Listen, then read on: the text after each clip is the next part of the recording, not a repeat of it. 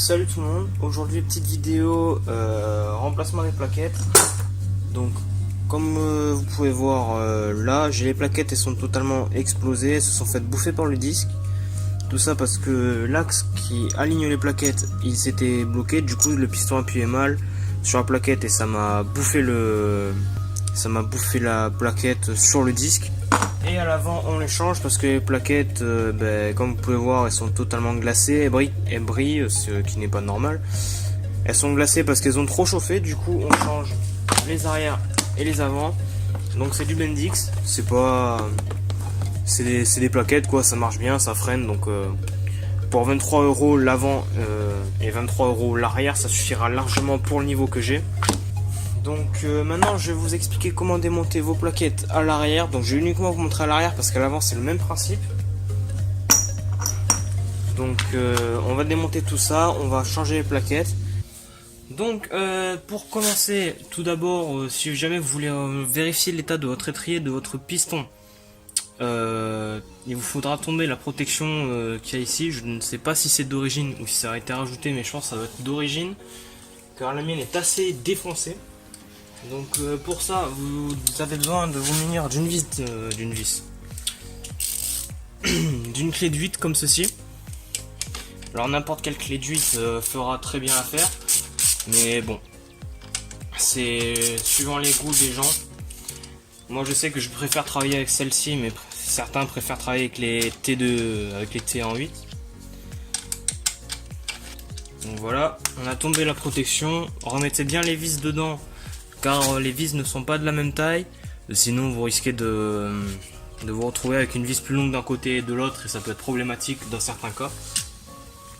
Donc voilà, donc vous avez votre étrier ici, donc étrier monopiston. Pour ensuite tomber les plaquettes, vous allez avoir besoin d'une clé Allen de 5. Donc clé Allen comme ceci, c'est de la H5 pour ces clés là. Donc vous allez tout simplement mettre votre clé Allen de 5 à l'intérieur de cet axe qui tient vos plaquettes. Donc vous l'insérez et juste vous avez à forcer un peu parce que en général c'est assez bien serré. Donc vous dévissez et vous sortez votre axe. Donc l'axe, il faut pas oublier de le nettoyer pour virer toute la terre, etc. Et si jamais il est bien marqué, s'il est vraiment trop marqué, moi encore, ouais non ça va, je pense que je vais devoir le changer parce qu'il y a un endroit là qui est bien marqué, voilà on le voit bien là sur la vidéo. Donc là l'axe, je vais voir si je peux le changer. Si jamais je peux pas le changer tout de suite, je le changerai plus tard en tout cas, car ça c'est peut-être ce qui a entraîné le blocage de mes plaquettes à l'arrière pour que ça me défonce les plaquettes. Donc ensuite vous avez plusieurs méthodes. Donc là bon, j'ai un peu de chance, ça sort un peu tout seul, mais il y a certaines méthodes, c'est suivant votre matériel que vous aurez sur vous. Soit vous avez une caisse bien fournie et vous utilisez un tournevis plat, donc un moyen et un gros tournevis plat. Soit vous n'avez pas ça et juste vous venez poser votre main ici, et tout en vous appuyant quelque part d'assez solide, vous appuyez vers la roue de votre moto pour écraser le piston, pour comprimer, enfin faire revenir le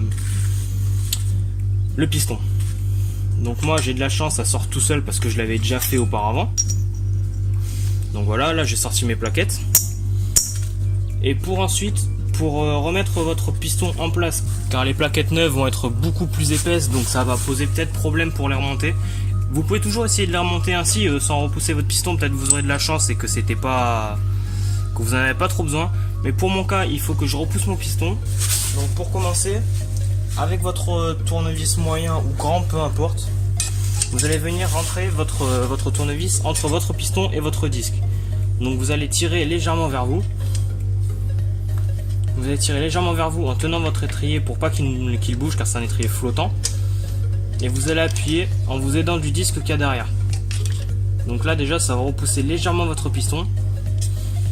Et pour finaliser le tout, vous prenez votre grand tournevis plat. Et là vous venez encore faire la même action. Et là vous voyez que le piston se renfonce jusqu'au fond. Donc là on a notre étrier qui est bien qui est suffisamment repoussé pour y passer nos plaquettes. Et là, ce que vous pouvez vérifier tant qu'à être là, c'est que vos coulisseaux ne sont pas grippés. Car si vos coulisseaux sont grippés, ça peut user votre plaquette plus d'un côté que de l'autre. Donc vous aurez en gros votre plaquette, on dit que ça sera vos mêmes plaquettes. Vous aurez une plaquette d'un côté qui sera complètement défoncée et l'autre qui sera complètement neuve. Donc c'est con de changer un jeu de plaquette alors qu'il y en a une neuve. Donc n'hésitez pas à vérifier ça. Si c'est le cas, vous retirez votre petit capuchon que vous avez ici. Et juste derrière vous avez pareil une H5, normalement une clé de torse de 5. Et vous le dévissez et normalement si c'est grippé vous mettez de la graisse verte. La graisse verte, celle qu'on utilise pour les axes en général. Et vous graissez. Donc moi ça va, là ça bloque pas trop. Ça bloque pas trop donc j'en ai pas trop besoin. Donc tout ce que je vais faire c'est juste je vais remonter mes plaquettes. Je vais remonter les plaquettes en me trompant pas de sens et en vérifiant bien que ce soit les mêmes.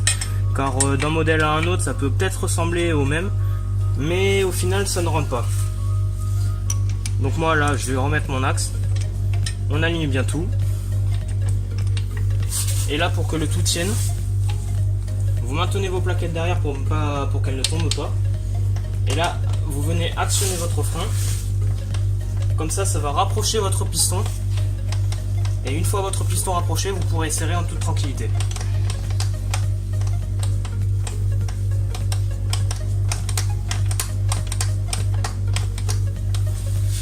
Voilà, donc là mon piston est rapproché, du coup mes plaquettes tiennent toutes seules et je peux visser en toute tranquillité sans avoir les plaquettes qui pendent vers le bas.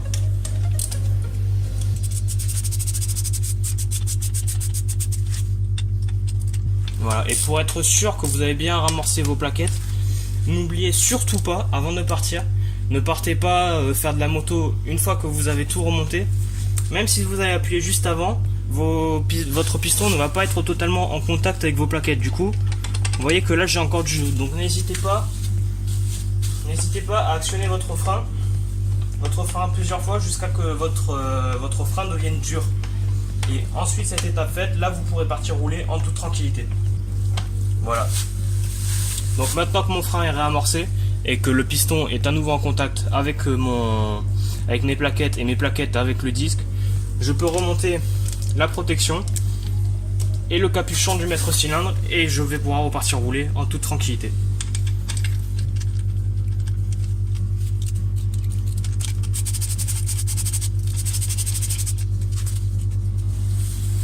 Et surtout n'oubliez pas de vérifier votre niveau de liquide de frein. Donc pour le vérifier c'est tout simple, vous avez votre petit indicateur ici. Donc vous regardez à l'aide d'une lampe et normalement vous êtes censé voir s'il y a le niveau, vous êtes censé voir votre niveau. Donc en théorie, puisqu'on a changé nos plaquettes, le niveau est remonté puisqu'on a repoussé le piston. Mais surtout, n'hésitez pas aussi à regarder la couleur de votre liquide de frein. Donc il est censé avoir une couleur neutre, transparente. Donc si jamais il a noirci, n'hésitez pas à le changer. C'est-à-dire qu'il y a eu de l'humidité à l'intérieur et l'humidité, c'est pas du tout bon pour les freins. Donc n'hésitez surtout pas à vidanger entièrement votre système de frein et de tout repurger. Ça c'est pour votre sécurité et c'est surtout à ne pas négliger.